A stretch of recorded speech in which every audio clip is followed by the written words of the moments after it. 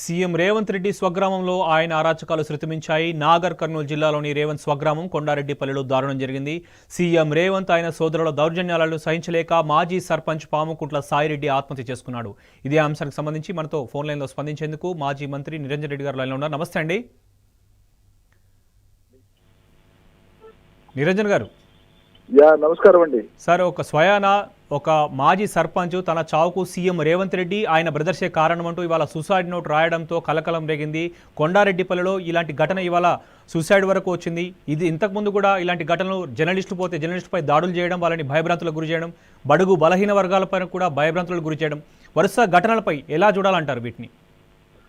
ముందుగా ఇది ఈ విషాదకరమైనటువంటి మరణం, ఆత్మహత్య చేసుకొని సాయిరెడ్డి గారు మరణించడం అనేటువంటిది చాలా చాలా బాధాకరమైనటువంటి అంశము.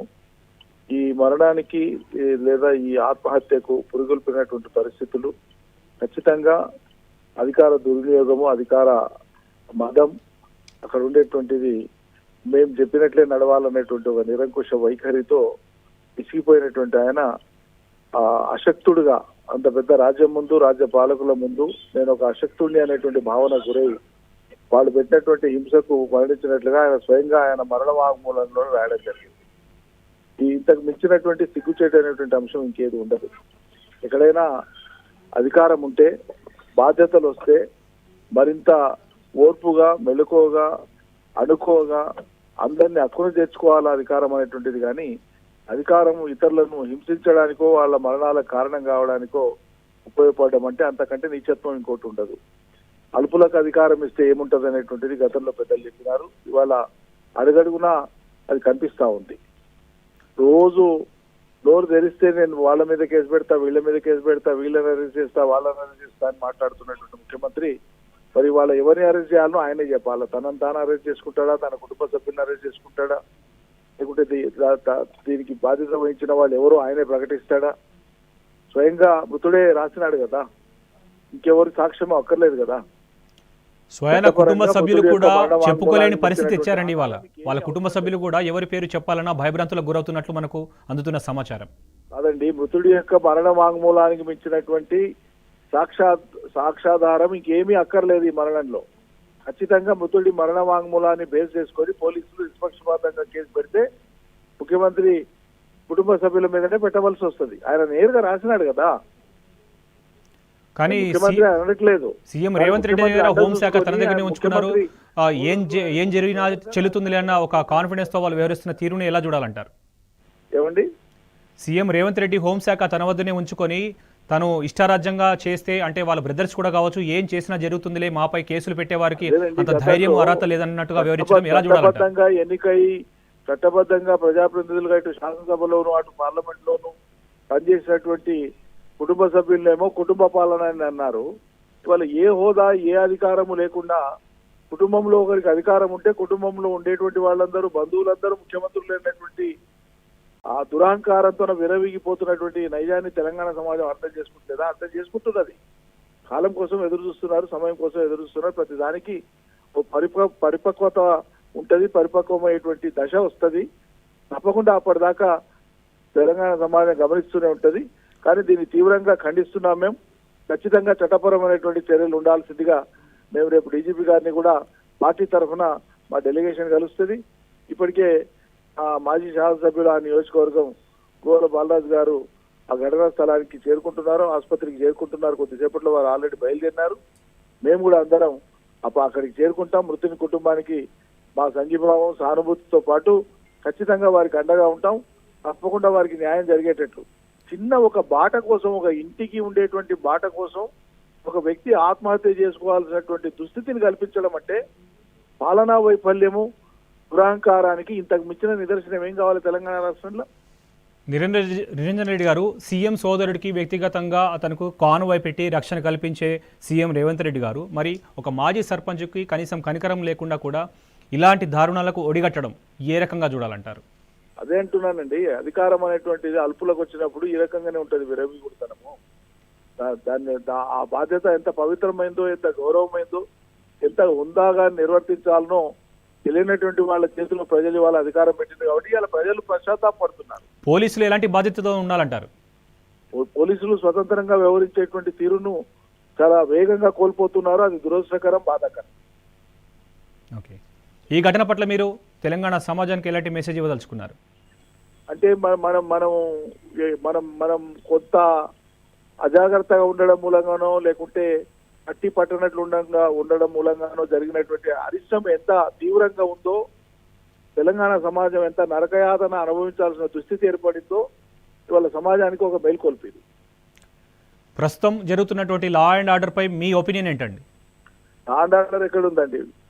వాళ్ళ పర్సనల్ లా, వాళ్ళ పర్సనల్ ఆర్డరే తప్ప రాష్ట్రంలో చట్టబద్ధమైనటువంటి శాంతి భద్రతలు ఎక్కడ ఉన్నాయండి?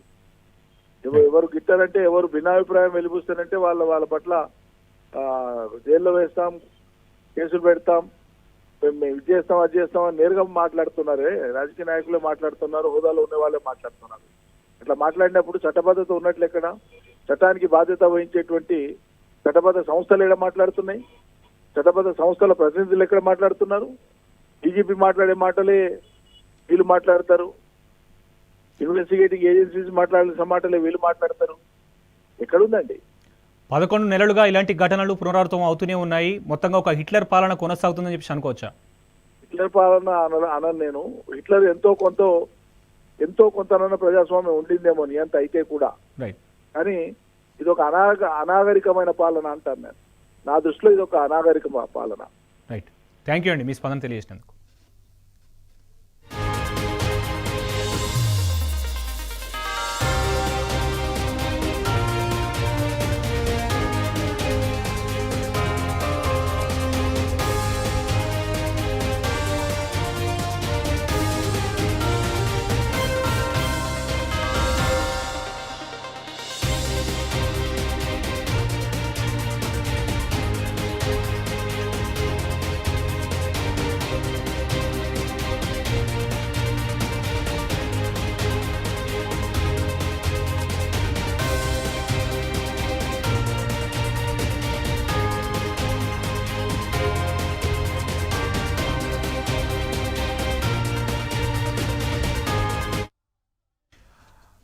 సీఎం రేవంత్ రెడ్డి స్వగ్రామంలో ఆయన అరాచకాలు శృతిమించాయి. నాగర్ కర్నూలు జిల్లాలోని రేవంత్ స్వగ్రామం కొండారెడ్డిపల్లిలో దారుణం జరిగింది. సీఎం రేవంత్ ఆయన సోదరులు దౌర్జన్యాలను సహించలేక మాజీ సర్పంచ్ పాముకుంట్ల సాయిరెడ్డి ఆత్మహత్య చేసుకున్నాడు. ఇదే అంశానికి సంబంధించి మనతో ఫోన్ లైన్లో స్పందించేందుకు సిద్ధంగా ఉన్నారు మాజీ ఎమ్మెల్యే గోవల బాలరాజు గారు. నమస్తే అండి. నమస్కారం అండి. తన చావుకు సీఎం రేవంత్ రెడ్డి ఆయన బ్రదర్సే కారణం అంటూ ఇవాళ సొంత గ్రామం కొండారెడ్డిపల్లిలో మాజీ సర్పంచ్ సూసైడ్ నోట్ రాసుకోవడం ఆయన కలకలం రేపింది. వ్యక్తిగతంగా తనపై కక్షగట్టి 60 కింద కట్టుకున్న తన ఇంటికి దారి లేకుండా చేసిన ఒక చిన్న నెపంతో సాయిరెడ్డిని తీవ్ర ఆవేదనకు గురి చేశారని కూడా ఆయన సూసైడ్ చేసుకున్న నేపథ్యం కనిపిస్తుంది. ఈ ఘటనని ఏ విధంగా చూడాలంటారు? సాయిరెడ్డి గారు ఒక మృదు స్వభావి, అద్భుతమైనటువంటి అనుభవము, రైతుల పట్ల ప్రతి సందర్భంలో కూడా.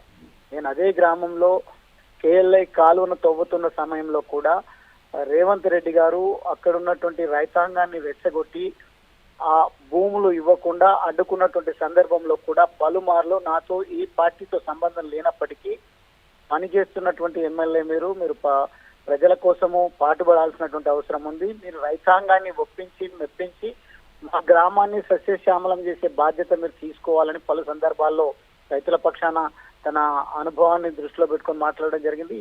ఈ రోజు ఈ సంఘటన చూసిన తర్వాత నిజంగా మమ్మల్ని అందరినీ కూడా కలిసివేసింది. ప్రత్యేకంగా నేనైతే చాలా బాధపడతా ఉన్నా. కారణం ఏంది అని అంటే, ఒక మామూలు రైతు పైన, ఇంత మామూలు వ్యక్తి పైన ఈరోజు ఇంత కక్ష సాధింపు చర్యలకు ప్రభుత్వము, ప్రత్యేకంగా రేవంత్ రెడ్డి గారు తన సొంత తమ్ముళ్ళు ఈ రకమైనటువంటి కుట్ర చేసి తన ఇంటిని బ్లాక్ చేసి ఇంట్లోకి వెళ్లకుండా దారినే మూసివేసింది. కాబట్టి కక్ష కట్టి ఇంకా ఏం చేస్తారో అనే భయాందోళనతోన వారు ఆత్మహత్య చేసుకున్నట్టుగా నాకైతే అనిపించింది.